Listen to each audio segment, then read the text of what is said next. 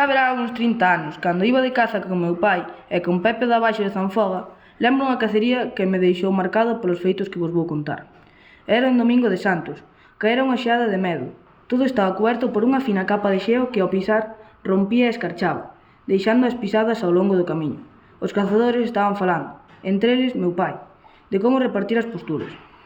A nós tocounos ir polo camiño da cova do Lor. Había moitas rebolas polos lados. Ao pasar caían as follas e facía un frío que pelaba. Cando nos achegamos á cova, un forte ronquido seguido de fortes pisadas que nos fixo supoñer que había un xabarín. Era un xabarín negro como un tizón, cuns ollos roxos como as brasas. Furioso, púxose en dúas patas e máis que un xabarín parecía un demo. Rapidamente meu pai cargou o rifle e pegoulle 3 tiros.